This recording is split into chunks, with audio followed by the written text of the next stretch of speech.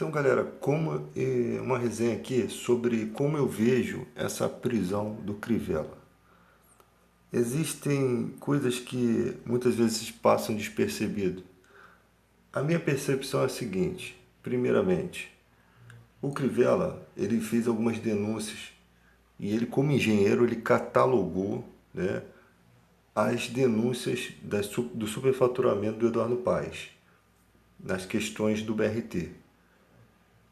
Vigas de meia polegada, que tinha que ser de uma polegada, tinha meia polegada e tal. Ele, como engenheiro, ele teria essa capacidade, até se ele não fosse, mas tivesse uma equipe que fiscalizasse aquilo, descobriria os podres. E ele, como engenheiro, ele não precisava contratar um engenheiro, né, que poderia até se mentir nas questões. Ele mesmo calculou aquelas coisas todas e descobriu superfaturamentos. Isso a gente já sabia, né? Mas a questão é a seguinte: essa prisão do Crivella, por que não veio antes? Por que demorou tanto tempo? Por que foi só depois dessa retaliação? Parece que no sistema corrupto do nosso país, uma pessoa não pode ultrapassar os limites de uma denúncia. Por que eu digo isso? Porque quando você denuncia uma coisa com provas, com materiais, essas evidências para o povo começa a observar essas evidências e ver o quê? Eles começam a entender que tem muita sujeira dentro da política. Então, os políticos corruptos, os privilégios dos políticos, do judiciário, das polícias, do Ministério Público, todas as pessoas que estão envolvidas em sujeira, que eu não posso dizer que são todas as pessoas, mas é muita gente, fica em ameaça, fica sob ameaça. Entende? O povo começa a ser uma ameaça, até porque nós estamos na era da informação. Então, o povo começa a ficar percebido. E hoje em dia você vê que o povo ainda não é percebido quanto a essas questões. É só você entender uma coisa: o povo é capaz de fazer uma manifestação por causa de 10 centavos de passagem, mas não é capaz de fazer uma manifestação por causa de melhorias em hospitais. Hoje você tem um celular, você pode elogiar ou criticar. Ontem eu tive na UPA de Realengo e fui atendido lá de uma forma como se eu tivesse melhor do que um ACMERU, um hospital particular desse da vida. O atendimento, ó, desde o maqueiro, os maqueiros super prestativos, as pessoas super prestativas, foi um atendimento rápido, o ambiente bem feito. Você tem ali uma máquina de sugestão que falta alguns recursos ali, né? Porque aquilo ali, essa máquina é mais para desencargo de consciência. Você não consegue dizer ali o que você quer dizer. Tudo que você quer dizer a respeito de uma coisa, você não consegue formular uma denúncia realmente verdadeira. E eu acho que tudo os hospitais, você deveria entrar num site, fazer uma denúncia. O médico não veio, já tem 2 dias que o médico não está lá. No Albert Einstein, no Oliveira, não tinha médico já, de um dia passado não tinha médico. Mas por que não tem médico? Às vezes o cara não está recebendo. O cara não está recebendo, vai ter que enfrentar um hospital cheio de coronavírus. O cara vai trabalhar? Não vai. E a culpa é do médico? Não é. Entende? Então, já é uma situação difícil o cara trabalhar no meio daquele povo todo e sabendo que vai, de alguma forma, ficar doente. Você está dentro de hospital, você vai ficar doente. Né? Então, é corajoso o cara que trabalha na saúde. Voltando à questão do Crivella. Todo aquele que é ligado à Universal, eu já fico desconfiado. Porque o que acontece? Você tem o dono da Universal, dono da Rede Record, que é o Bispo Macedo, né? Um pastor, um bispo, né? Bispo, representante de uma grande massa de igrejas. Eu não estou falando aqui dos irmãos da igreja, os irmãos da igreja são uma bênção. Estou falando dos líderes. E esses líderes são fanfarrões, porque as pregações deles não têm nenhuma outra motivação que não seja financeira. Até as pessoas que se frequentam a Universal sabem disso. Há só uma fé e um só espírito. Não existe mais de uma. Então as igrejas, a Bíblia mesmo fala, falai todos a mesma coisa. Você não tem discursos diferentes na mesma religião, falando do cristianismo. Você não deveria ter discurso diferente. Falar todos a mesma coisa. É só um espírito, é só uma fé. Então, por que tem tantas igrejas pelo mundo? Porque tem divergências, entendeu? E essas divergências, elas servem para quê? Para afastar, para líderes seguir o curso que querem. Entende? Essa divergência é o seguinte: eu estou numa igreja, eu não me conformo com em ser, não ser líder daquela igreja, e eu vou fundar a minha, mas para me atrair eu tenho que ter alguma coisa. No momento que você não se conforma com o evangelho, com a palavra, você já simplesmente pulou fora da fé. Você simplesmente, a Bíblia fala que o que se aparta busca o seu próprio interesse. Então, quando você sai fora, você está buscando o seu próprio interesse, você está querendo fazer aquilo que está na tua telha, na tua cabeça. Então, simplesmente, as ideias da sua cabeça começam a ser prejudicadas pelo mal. Aí começa a surgir um falso conhecimento, que tem gente que morre acreditando que aquilo é verdade, e tem gente que não, que cria esse negócio para poder trazer essas pessoas, tirar essas pessoas da igreja que estão e trazer essas pessoas para uma conveniência diferente. Então, gente, há uma só fé e um só espírito. Aí você tem aí pessoas ligadas à Universal, por exemplo, o Crivella. O Crivella dizem que doou os direitos autorais da música dele para aquele projeto Nordeste. Eu não sei como é que foi feito aquilo, eu não sei. Era muito simples lavar dinheiro com o dinheiro da igreja, é muito fácil, ainda mais do tamanho da Igreja Universal. É muito conveniente também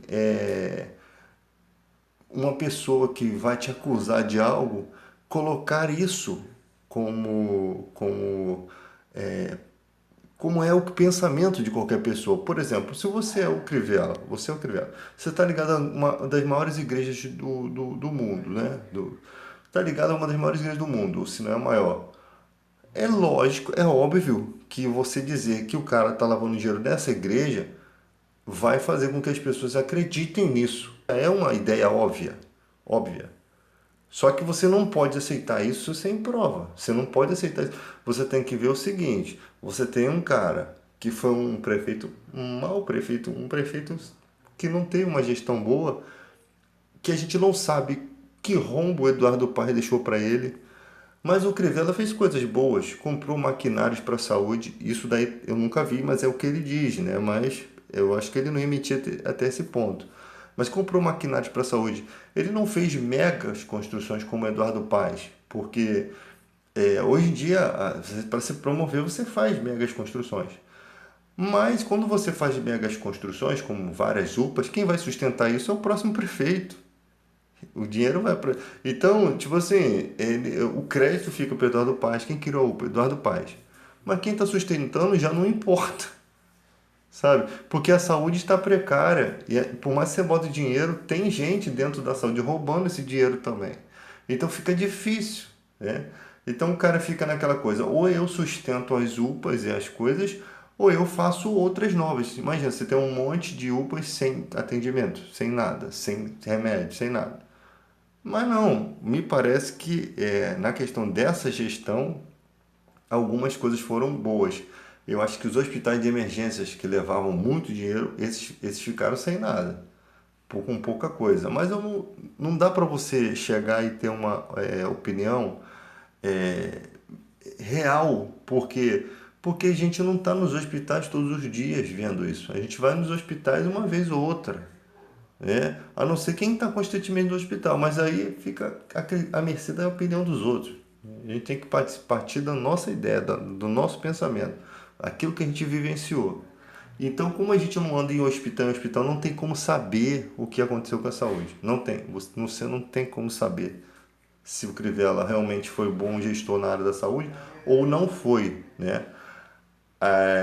E também não tem como saber se realmente houve o rombo na questão lá do dinheiro do Eduardo Paes, que o Eduardo Paes supostamente pegou, né?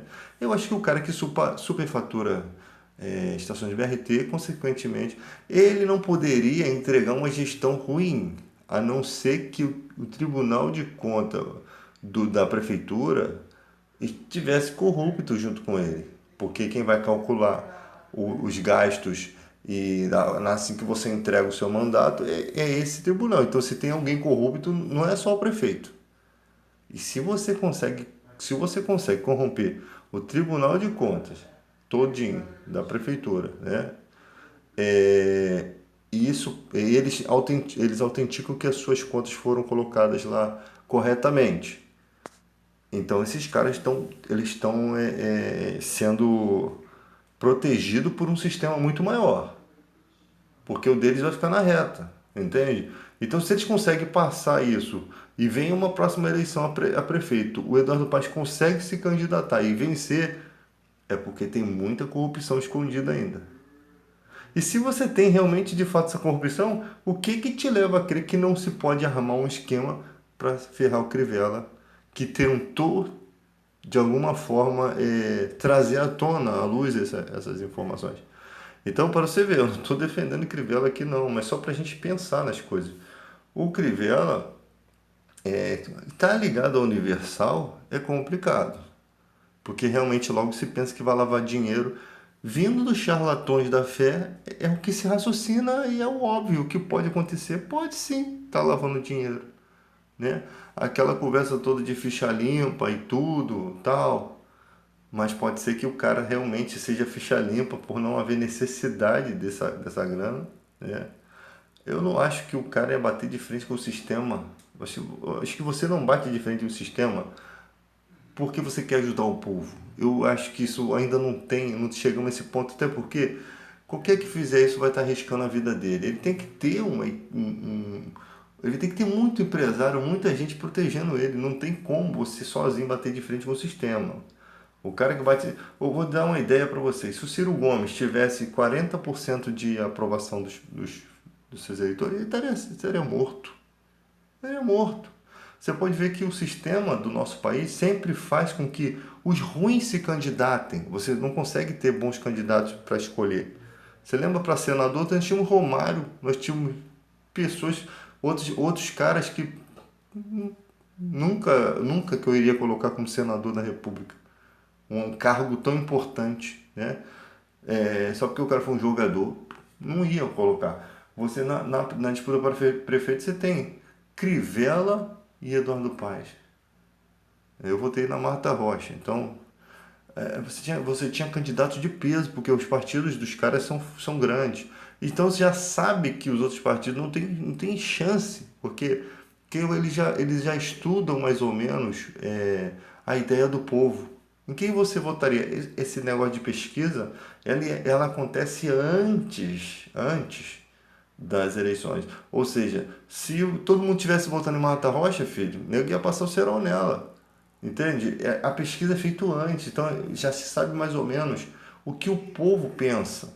Eles têm esse estudo, eles sabem.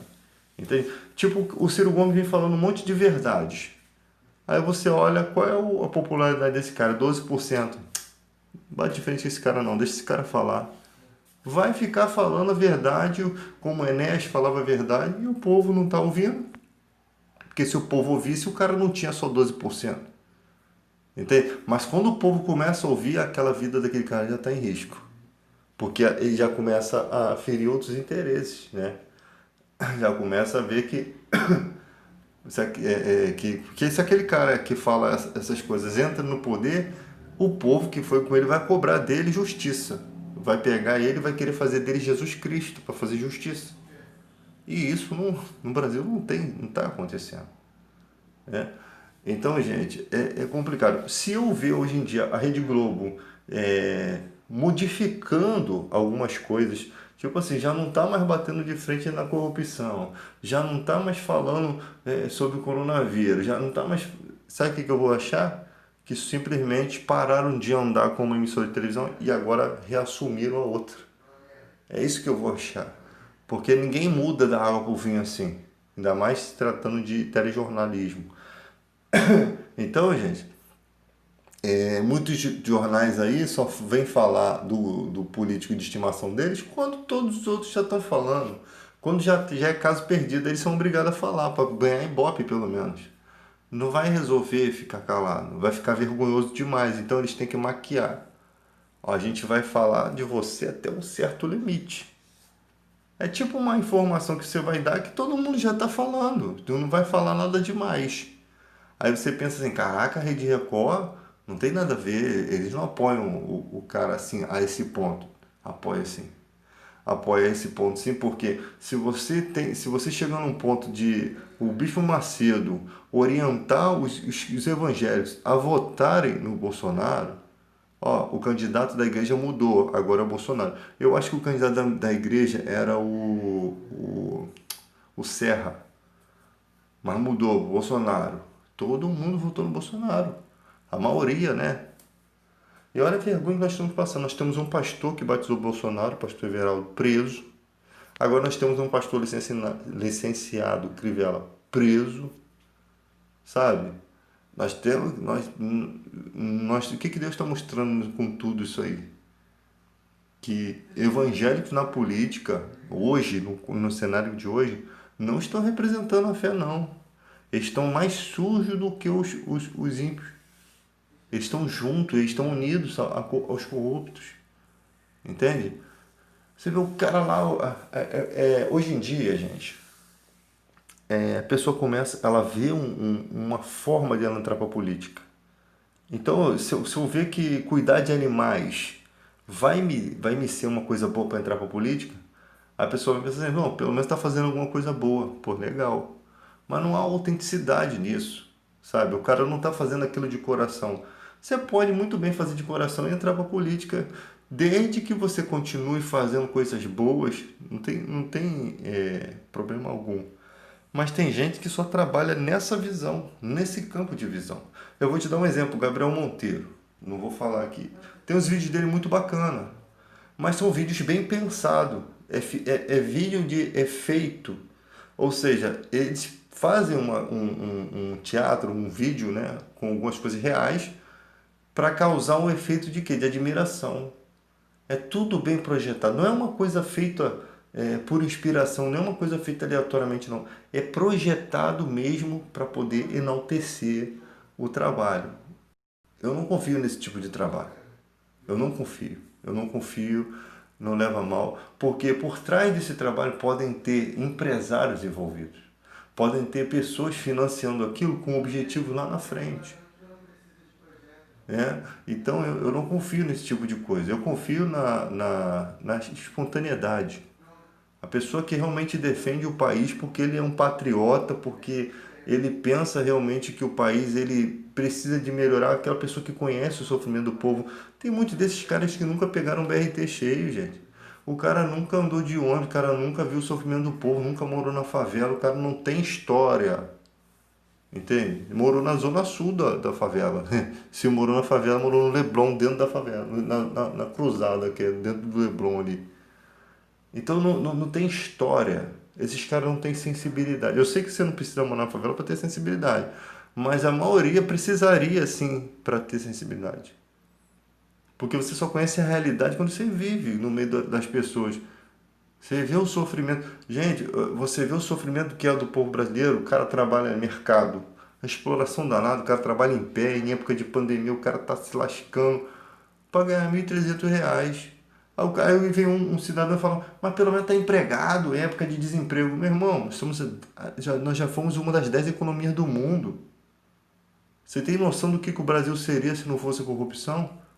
Então, pelo menos está empregado, beleza. Pelo menos está empregado. Mas que, pô, as pessoas merecem um trabalho digno, ou é mentira? Ou só o patrão que pode ganhar bem? Só o patrão que pode usufruir? Pô, o cara trabalhar, pô, todo dia, 9 horas por dia em pé, para ganhar R$ 1.300, você acha isso justo? Com uma conta de luz altíssima, com o cara às vezes pagando aluguel, você acha isso justo? Isso não é justo. Aí vem, não, que a gente precisa tirar alguns benefícios. Então, porque quando você pensa assim, vai tirar 20% do FGTS, vai ficar só 20%, não tem mais os 40%. Cara, você tem que tirar direitos trabalhistas. você tem que entender uma coisa. Pequenas empresas, pequenos empresários têm uma dificuldade de realmente pagar ações trabalhistas.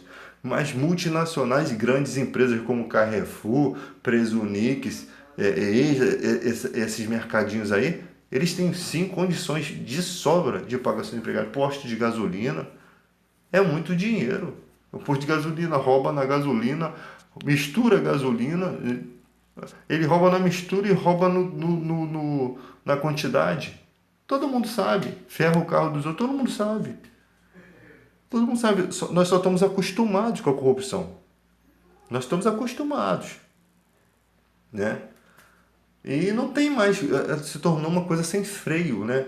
Não tem mais como denunciar. Porque, sabe o que acontece no Brasil? Um posto, o cara tá roubando lá no posto de gasolina, descobre, o cara paga uma multa, mas o dinheiro da multa, acho que é 5% do que ele já ganhou, sabe? Não tem cadeia para rico, a cadeia é só para o pobre.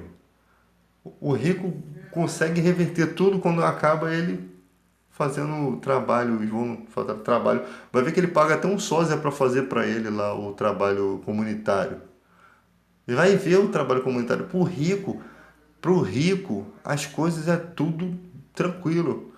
O pobre, que às vezes é confundido com alguém, não estou falando do vagabundo não, estou falando daquele que é confundido, ele vai preso por uma pessoa que falou que ele roubou, que viu, ele não tem como se defender, ele vai preso, depois descobre que o cara é inocente com muito custo, porque tem ONGs que trabalham nesse processo para ajudar, e o cara fica uns 3 meses dentro da cadeia, mesmo a justiça sabendo que o cara é inocente, mas só para fazer o trâmite de soltura do cara.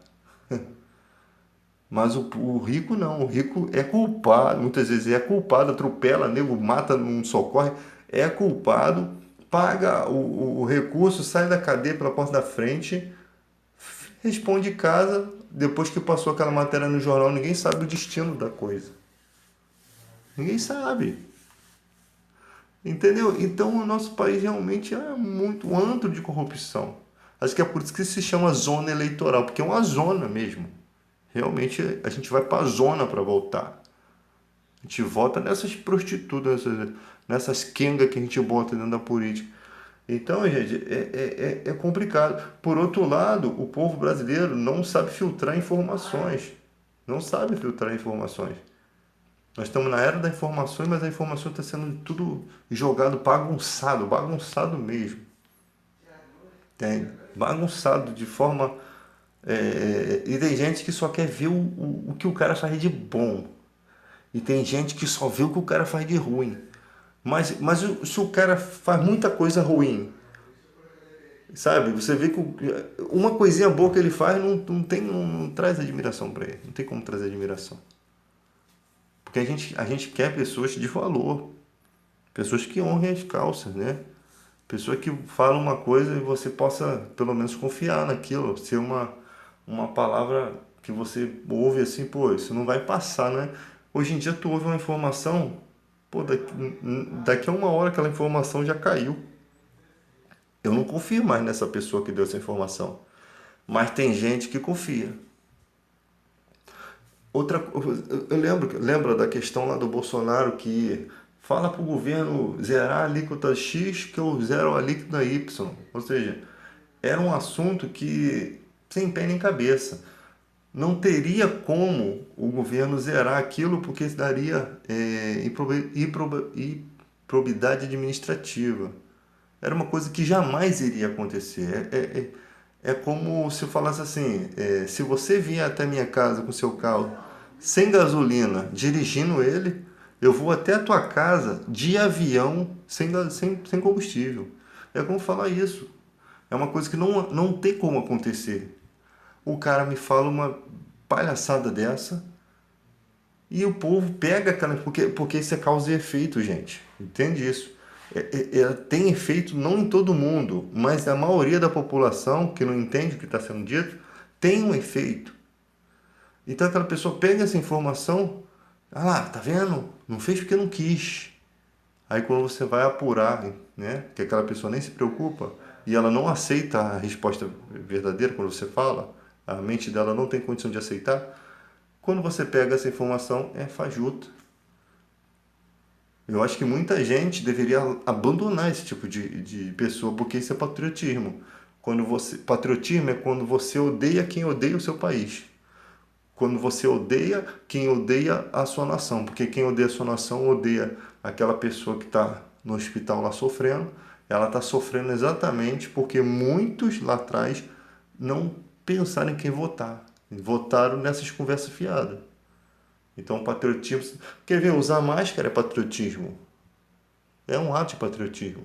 Está salvando vidas, está protegendo. Agora, você ficar nas festas aglomerado, que patriotismo é esse? Que moral você vai ter depois para falar? E tem um monte de famosos aí filmando as festinhas, tudo sem máscara. Eles vão. Isso é bom acontecer porque eles vão ser a vergonha futura. Aquilo vai ficar gravado para sempre nos anais da literatura online. Isso vai ficar gravado para sempre. Sabe? Irresponsáveis. Um povo irresponsável, um povo que está brincando. Não adianta nem você ficar de máscara no ambiente aglomerado. Não adianta.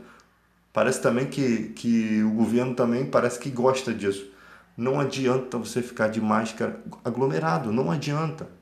Lembra lá atrás? A máscara não funciona. Realmente ela não protege 100%. Ela previne um pouco. Mas você no meio da aglomeração... Aí tem gente que fala assim, a desculpa é, não, quer dizer que para ir no ônibus cheio a gente pode. Meu irmão, não deveria. Vai no ônibus cheio porque ninguém faz uma manifestação pelos ônibus mais vazios. Sabe? Para você ver que o prefeito não tem moral com a empresa de ônibus, não tem moral alguma. Ah, vão multar, fica 3 dias. 3 dias um ônibus vazio. Depois volta tudo a mesma palhaçada como era. Esse é o país que a gente vive. Nada é levado a sério. Estabelecimento, tá lá fazendo festança, chega pro dono do estabelecimento, vem cá, você tá preso. Eu quero ver quem vai abrir agora. Eu quero ver quem vai fazer essa festança. Chega para esses famosos aí que botaram o vídeo, você está preso. Isso aí eu te falo, aí o país vai ficar. Isso não vai acontecer aqui. Infelizmente é o fantástico mundo de Bob pensar nisso. Não vai acontecer. Não acontece. Isso no Brasil não acontece. Não acontece porque começa a radicalizar um montão de coisa e seria bom que radicalizasse bastante coisa e eles não querem isso. Eles não querem revolta popular, né? Eles não querem, porque isso provoca revolta popular. Às vezes, por qualquer coisinha, as pessoas também vão querer se manifestar. As pessoas não têm um equilíbrio. Mas seria bom que começassem a pensar em ter esse tipo de atitude. Fez a festinha, filmou, prova judicial, vem aqui. Pega um para bode expiatório, pega um para caveira, filho. Primeira martelada que você der em um, amassa todos os pregos. Todo mundo fica pianinho. Eu? Abrir? Para me ser preso? Jamais. Né? Nós estamos brincando com coisa séria. Aí veio, chegou. Tava um desespero que não tinha vacina. Aí a oferta era cloroquina. Aí o nego, a cloroquina funciona. Vem cá, qual a eficácia da cloroquina? Quantos por cento? Não tem. Não existe eficácia. Não existe. Ah, mas aí veio a vacina. Mas essa vacina, ela pulou vários processos. As pessoas nem sequer dão o trabalho de estudar. Ela não pulou todos os processos. Os processos de segurança dela não foram pulados. Ela tem eficácia. Agora, como eu falei no outro vídeo, ela é testada em pessoas saudáveis. Ela não é testada em pessoa que tem gonorreia, AIDS, diabetes, cancro, sei lá, Zé Meningite todo. O cara tem problema de cirrose, o cara tem problema pulmonar, o cara fumou a vida toda. Essa vacina, ela foi testada em pessoas saudáveis. E ela vai ser colocada para uma multidão de pessoas com vários problemas e pessoas que nem sabem que tem problema. Consequentemente, vai ter reações com organismos diferentes. Não é só aqueles voluntários, milhões de organismos diferentes. Então vai ter reações. Mas as reações alérgicas de 1 milhão tem uma. 0,00001 foi o que aconteceu. Uma grave.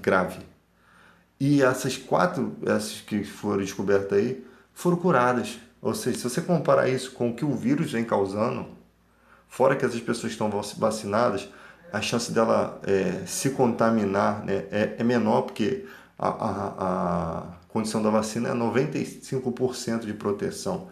Então, quem não tomar vacina pode ainda estar transmitindo para esses 5% que faltou da proteção da pessoa, tá? Então, gente, já tem o presidente falando que se virar jacaré, tu vai dançar lá no El Chan.